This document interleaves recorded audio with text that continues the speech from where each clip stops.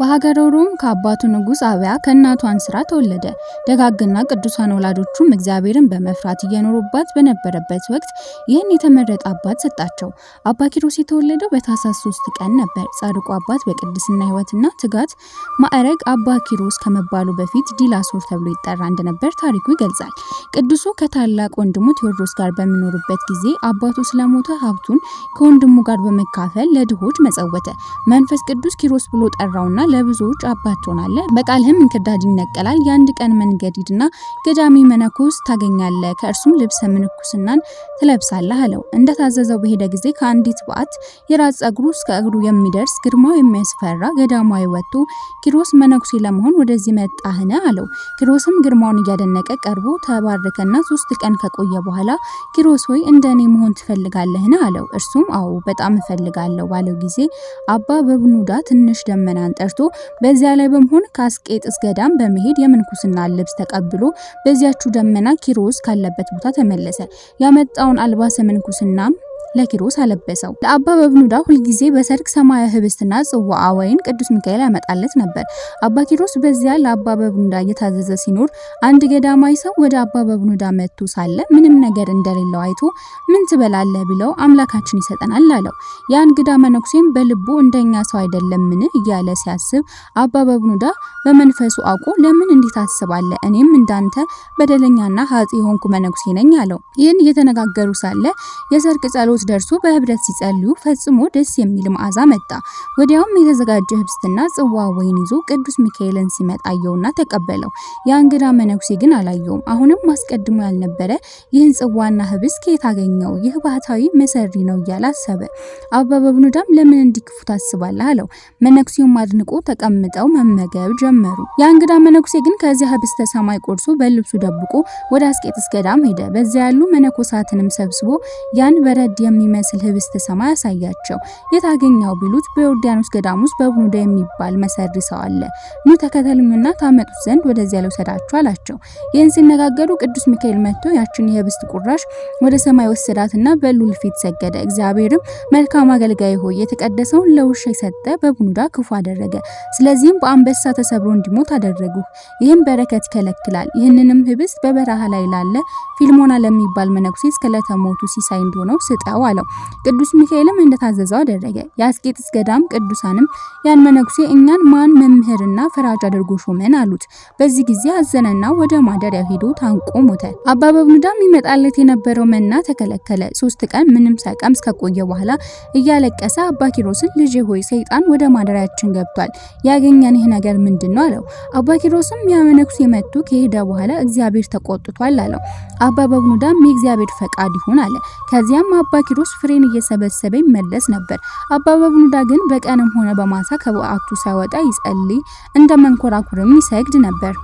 አባ ኪሮስም እንዲህ እያለ ሲኖር አንድ ቀን የዕለት ሲሳይ ፍለጋ ወደ አንድ ሀገር ሄዶ ሳለ የኬልቄዶን ንጉስ ሞቶ ህዝቡ ሁሉ የጮህና እያለቀሱ ምድር እየረገጡ ብዙ የፈረሰኛ ሰልፍ ተሰልፎ በአስክሬኑ ላይ ድባብ እየዘረጉ ካህናት በማጠን በፊቱና በኋላው እየዘመሩ ባየ ጊዜ አንዱን ሰው ይህ የማየው ምንድነው ብሎ ቢጠይቀው የኬልቄዶን ንጉስ ስለሞተ ነው አለው። አባ ኪሮስም ለሞተ ሰው ይህን ያህል ምን ያደርጋልን? እኔስ ንጉስ ለልጁ ሰርግ ያደረገ መስሎኝ ነበር አለ።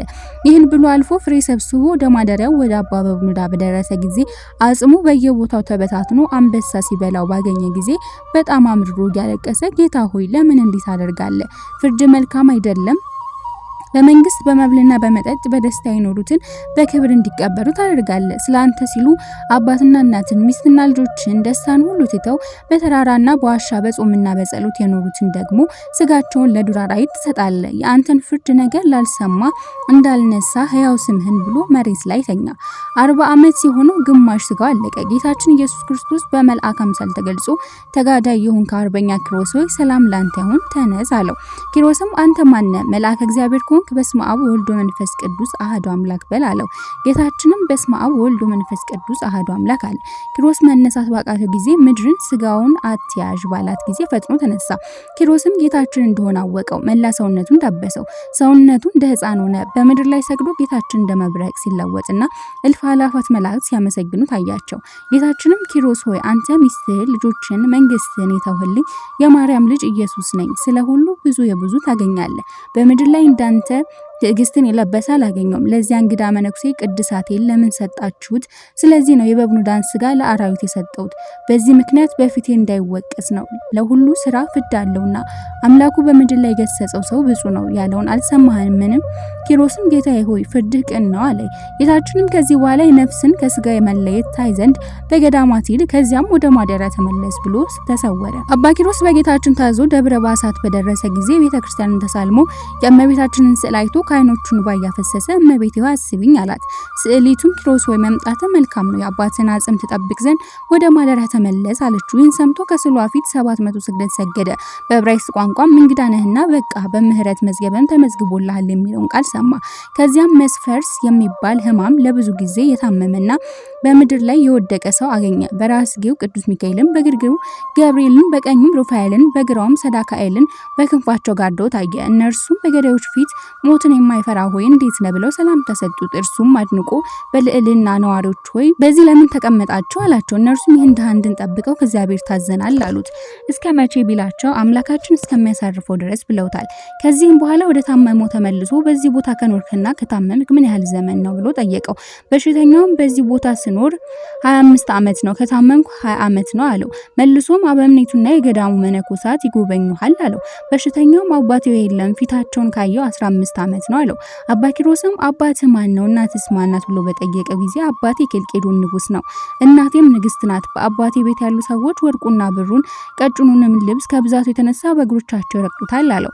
ጥያቄውን በመቀጠል ወደዚያች ገዳም ማን አደረሰ ብሎ ጠየቀው። እርሱም እንደ አንተ ያሉ 2 ሰዎች ወደ አባቴ ቤት መጥተው ከዚያ አደሩ። እኩለ ሌሊትም ሲሆን ፊቱ ብሩህ የሆነ ሰው ወደ እኔ መጥቶ ሚሳኤል ብሎ ጠርቶ ሲነጋ ተነስተህ ከእነዚህ ቅዱሳን ጋር ሂድ አለኝ። እኔም ወጥቼ ወደዚህ ገዳም ደረስኩ አለው። አባ ኪሮስም የአባቱን የበብኑዳንና የሌሎችንም ቤተ መንግስትን አይተው የመነኑ ቅዱሳንን ሁኔታ እያነሳ አጽናናው። እግዚአብሔርም የሚወደውን ይገስጻልና አታድንቅ አለው። የበሽተኛ ወይም ሚሳኤልም እውነት ነው ለኔ ይገባኛል፣ ስለ ኃጢአቴም ይህን ተቀበልኩ ብሎ መልሶ ዝም አለ። ያን ጊዜ በሞት ያሰናብተው ዘንድ አባ ኪሮስ ወደ እግዚአብሔር ጸለየ። ጌታችንም በክብር መጣ።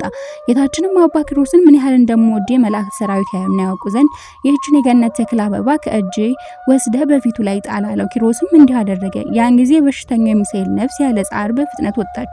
መድኃኒታችንም ተቀብሎ ሳማት፣ ከእርሱ ጋርም በብርሃን ሰረገላ ውስጥ አስቀመጣት። አውጥቶም በሰማያዊ ክብር አኖራት። አባ ኪሮስም አለቀሰ። አባ ኪሮስም የገዳሙን መነኮሳት ያን በሽተኛ ቅበሩት ሲላቸው ፈቃደኞች ባለመሆን እያንጎራጎሩ ነበር።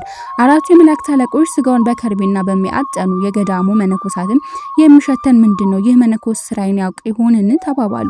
ስጋውንም በገዳሙ በእንግዳ መቃብር ቀበሩት። ከመቃብሩም ጥሩ ውሃ ፈለቀ።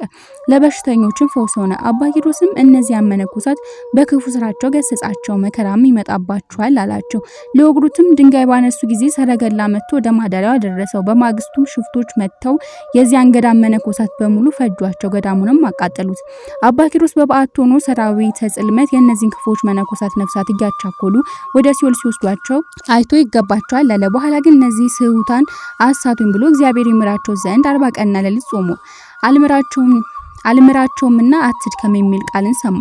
ከዚያም ከጋለ ድንጋይ ላይ ተኝቶ ስጋውን በሳት ላይ እንደተጠበሰ እስኪሆን ቆየ። ቃልም አልምራቸውምና አትድከም አለው። እንደገና በሆዱ ተኝቶ አይኑ ወልቆ ታወረ። ሰይጣንም ከሩቅ ሆኖ ብዙዎችን በኪዳኔ ያሳትክና ገንዘቤ ልትወስድ የተነሳ ኪሮስ አንተ ነህን? አሁን አይን ጠፋ፣ ማን ይረዳሃል? ማንስ ይመራሃል? አለው። ይህን ሲሰማ አባ ኪሮስ ወደ ጌታችን ፈጽሞ እያለቀሰ ጸለየ።